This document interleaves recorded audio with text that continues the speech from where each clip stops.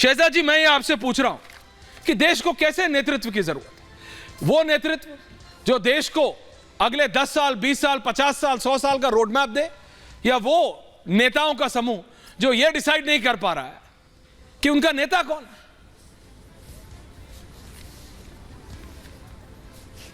देखिए, प्रधानमंत्री नरेंद्र मोदी जी का जनता के साथ पैक्ट है। पैक्ट का मतलब क्या है? P for performance. जैसे 10वें से 5वें स्थान पर इकोनॉमी चली गई, 3रे स्थान पर जा रही है। ए फॉर एक्सेप्टेबिलिटी, उनकी एक्सेप्टेबिलिटी किस प्रकार से है, लगातार बढ़ती जा रही है। C for character and credibility, and T for tried and tested leadership है। और दूसरी तरफ कौन सा लीडरशिप है? डील बनाने का लीडरशिप है। एक दूसरे के साथ जो डील बनाकर आए, जिनका मतलब है डायनेस्टी, एक्सट्रीमली करप्ट, अपीजमेंट करने वाली लॉबी। ये डील के साथ आए हुए लोगों को लोगों ने पहचान लिया है। ये तो वो लोग हैं जो जनता को भी राक्षस मानते हैं। ये वो लोग हैं जो तुष्टीकरण और अपीजमेंट पॉलिटिक्स के नाम पर किस प्रकार से राष्ट्रीय सुरक्षा के साथ खिलवाड़ करते हैं। समाजवादी पार्टी ने तो सिमी को क्लीन चिट देने का काम किया था।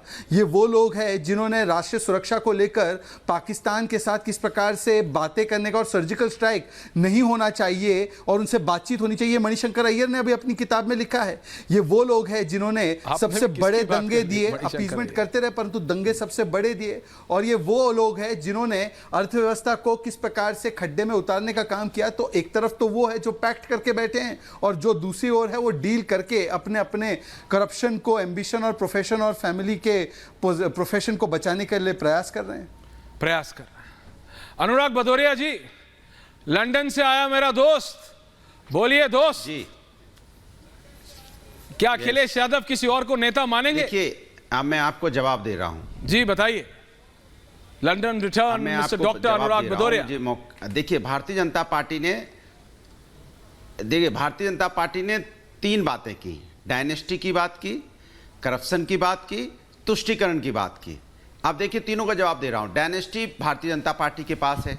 भारतीय जनता पार्टी इसी पे विश्वास कर रही है। इसके बगैर उनका काम ही नहीं चल रहा है। गठबंधन में इनके पूरी की पूरी इन्होंने परिवारवादी पार्टी गठबंधन में रखी है। चाहे आप शिवसेना की पार्टी ले लीजिए, वो भी परिवारवाद से आती है। बादल को तो डोरे डाल ही रहे हैं, उनके साथ सरकार बना ही चुके हैं। उत्तर प्रदेश में अपना दल है, निषाद पार्टी है, उससे कम पड़ जाता है। तो एनसीपी के भी अब इनके साथ जो अजीत दादा आ गए हैं, उनसे भी इनका मन नहीं भरता है। चिराग पासवान, उनकी पार्टी भी इनके साथ है। चौटाला के साथ हरियाणा में सरकार बनाए बैठे हैं। और इनको तो सरकार चाहिए, किसी अगर इनको कुछ दिखाई नहीं देता, सरकार जहां मिलनी होगी, ये कोई पार्टी परिवारवादी पार्टी है, भूल जाते हैं। और इनके यहाँ परिवारवाद देखिए, इनके यहाँ परिवार, अनुराग ठाकुर जी देखिए, उनके पिताजी चीफ मिनिस्टर थे।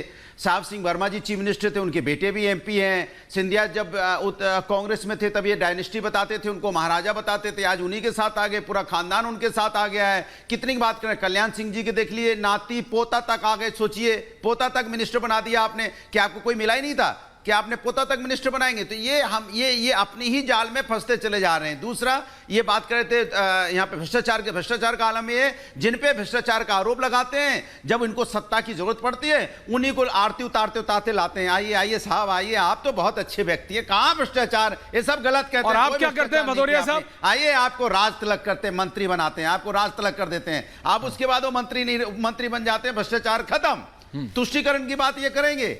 जब हरियाणा में इनकी सरकार है, वहां पे किस तरह का दंगा हुआ, सबने देखा। और जिम्मेदारी इनकी थी उसको बचाने की, लेकिन उन्होंने ये उसको नहीं रोक पाए। और यहाँ बैठ के बातें करेंगे। अच्छा। मणिपुर में क्या हुआ, महिलाओं के साथ अन्याय हुआ कि नहीं हुआ? और आपके नेता ने एक सेकंड के साथ किया। संजीव झा जी आ रहा हूं, पंकज जी आ रहा हूं, अनुराग भदौरिया, 2 सेकंड और मैंने सिर्फ इतना सुनिए। अच्छा बोलिए। 2 सेकंड। अरे 2 सेकंड, अरे 2 सेकंड। मैं कह रहा हूं, जब देखो पार्लियामेंट के अंदर खड़े होकर आदरणीय नेताजी ने बोला था चाइना नंबर 1 दुश्मन है, तब इन्होंने चाइना के राष्ट्रपति को बुला के यहां झूला झुलाया, गलबैया की। उसके बाद जब वो वापस लौट के गए तो क्या हाल हुआ था हमारे सैनिकों का?